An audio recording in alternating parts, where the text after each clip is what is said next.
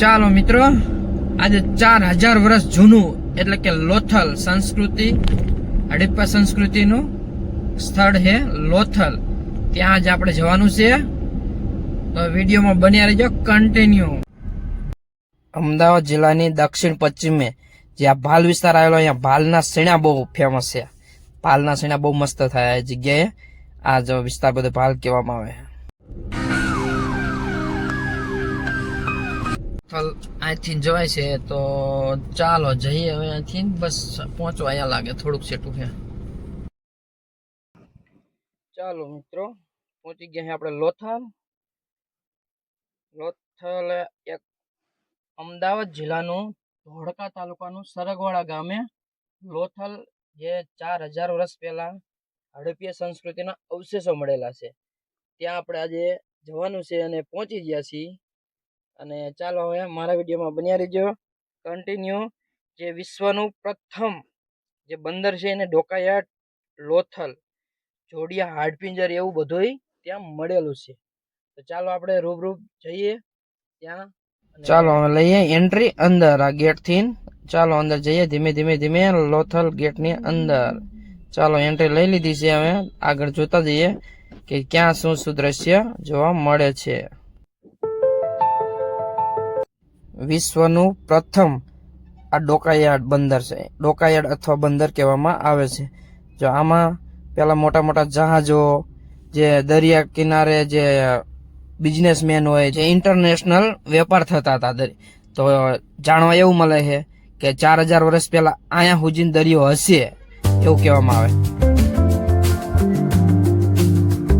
Portugal સરકાર અને ભારત સરકાર સાથે મળીને national maritime heritage museum Lothal ખાતે બનાવવામાં આવશે, જે અત્યારે હાલ મ્યુઝિયમનું કામ પણ ચાલુ છે. જે આગળ રસ્તા ઉપર આવે છે તે થોડી વાર પછી આપણે ત્યાં જઈશું અને બતાવું. હજુ તો કામ ચાલુ, અંદર અત્યારે હજુ કશું જોવા મળશે નહીં. જો બંદર છે અહીંયા ડોકાયાર્ડ, અને ડોકાયાર્ડ કહેવામાં આવે અને બંદરે આપણી પાસે.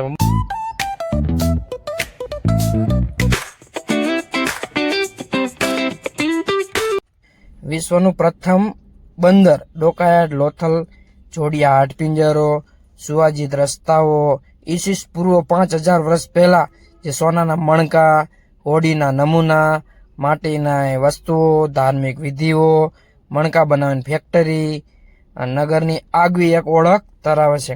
જે લોથલ ખાતેથી ગુજરાતનો જૂનામાં જૂનો કૂવો મળી આવ્યો છે, જે આગળ આપણે હું તમને બતાવું.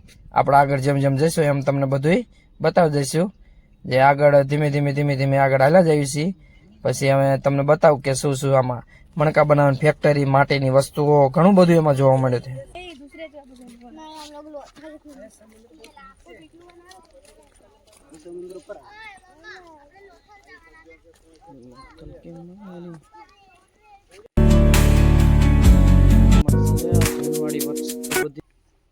ઐતિહાસિક નગર છે ને, તેમાં એના રસ્તા વચ્ચેથી રસ્તો નીકળતો હોય, આજુબાજુ જો પાછળ છે ને, જો મકાના, જૂનવાડી મકાના ખોદકામ દરમિયાન બધું નીકળેલું છે.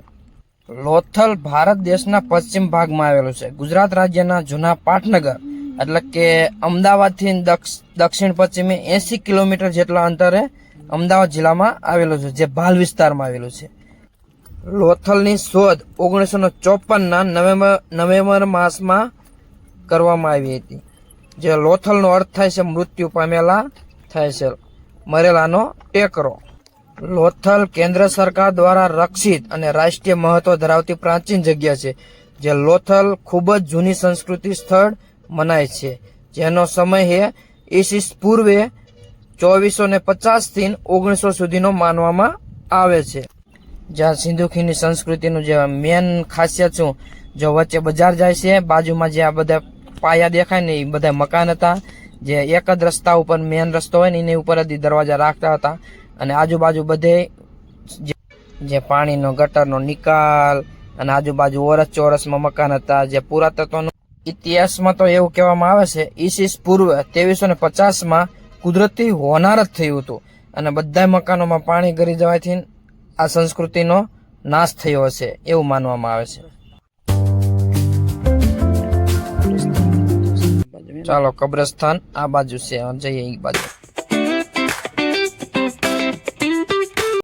જે જૂની વસ્તુઓ ઉપરથી વિવિધ આ જાણવા મળે છે કે બજારો, વ્યવસ્થિત રસ્તાઓ, ગટરો પણ બધી આ એક વ્યવસ્થા હતી એવું કહેવામાં આવે છે.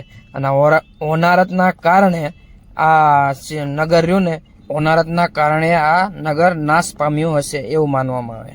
જો કીધું છે ને, લોથલ ખાતેથી જૂનામાં જૂનો એક કૂવો મળી આવેલો. આ કૂવા જેવું છે અંદર, ખબર નહીં આ હોય બીજું હોય કે મણકા બનાવીને ફેક્ટરી છે. આમાં લખેલું નથી પણ ખબર ન પડતી કઈ મણકા.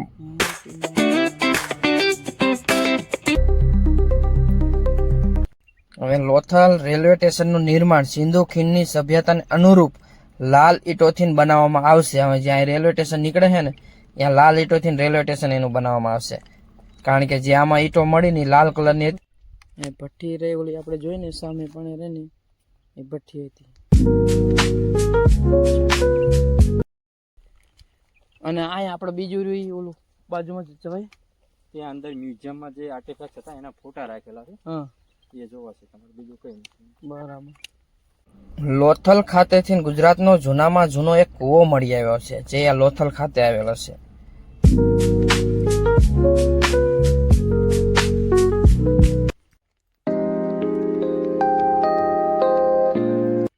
આ ઈંટો બધી લગભગ 5000 વર્ષ પહેલાની ઈંટો, જે ખોદકામ દરમિયાન આ વસ્તુ બધી નીકળેલી છે. જો આ ભઠ્ઠી લાગે છે, જો ઓલી કહેતા હતા ને કે મણકા બનાવીને ભઠ્ઠી, આ જગ્યાએ આ ભઠ્ઠી જો ઓલી પાછળ ગોળા જેવું દેખાય ને એ મણકા બનાવીને ભઠ્ઠી એવું કહેવામાં આવે છે. અને આ બધી જે બહુ જૂના મકાન હતા. અને જે આ લોથલનું ખોદકામ SR રાવે કર્યું હતું 1954માં. અમદાવાદથી ઓલમોસ્ટ લગભગ 80 કિલોમીટર જેટલું થાય છે. જે ધોળકા તાલુકા, અમદાવાદ જિલ્લાના ધોળકા તાલુકાના સરગવાડા ગામ પાસે જ્યાં લોથલનું હડપ્પીય સંસ્કૃતિના અવશેષો મળ્યા છે. જ્યાં જૂનવાડી વસ્તુ છે બધી ત્યાં આપણને જોવા મળે છે. જોઈ લો આપણો વિડીયોમાં બન્યા રહેજો. તમને આ બધું જે બતાવું છું હજુ ધીમે ધીમે આગળ ચાલીએ.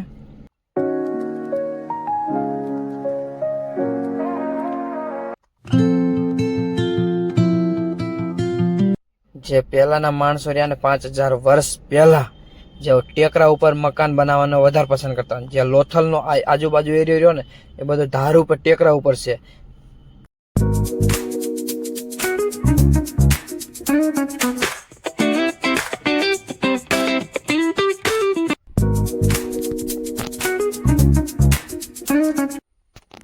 આ મળી આવ્યો જો જૂનામાં જૂનો કૂવો આ મળી આવ્યો. જો અહીં કરે છે આ ડોકાયાર્ડની બાજુમાં જ છે.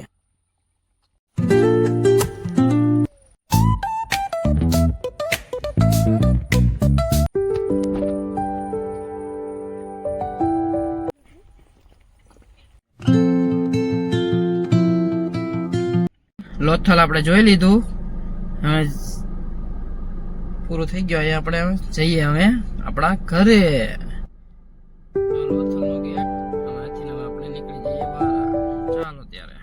સામેનું મ્યુઝિયમ રહ્યું ને નવું બને છે. હવે ટૂંક સમયમાં તૈયાર થઈ જાય છે. અત્યારે તો હજી બન્યું નથી એટલે એન્ટ્રી અંદર નથી. જે સામે રહ્યું ને અત્યારે બનવાનું ચાલુ છે મ્યુઝિયમ. બહુ હમણાં મોદી સાહેબે આપણા ઉદઘાટન કર્યું છે પણ હજી અંદર કઈ બધું કમ્પ્લીટ નથી થયું એટલે હજી પૂરું બન્યું નથી.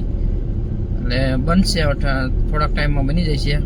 બહુ અંદર જોવા લાયક છે. જ્યારે એન્ટ્રી મળશે ત્યાર પાછા આપણે બનાવશું વિડીયો. મ્યુઝિયમ છે રાષ્ટ્રીય સમુદ્ર વિરાસત સંગ્રહાલય. આવું મ્યુઝિયમ બનશે. જો સામે દેખાય નહીં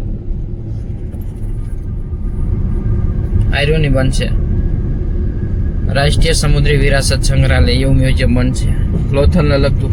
ચાલો મિત્રો, હું અહીંથી આપણો બ્લોગ પૂરો કરીએ છીએ. તો અમારા વિડીયોને લાઈક કરી દીજો, શેર કરી દીજો અને સબસ્ક્રાઇબ કરી દીજો. જય માતાજી, જય શ્રી કૃષ્ણ, બાય બાય.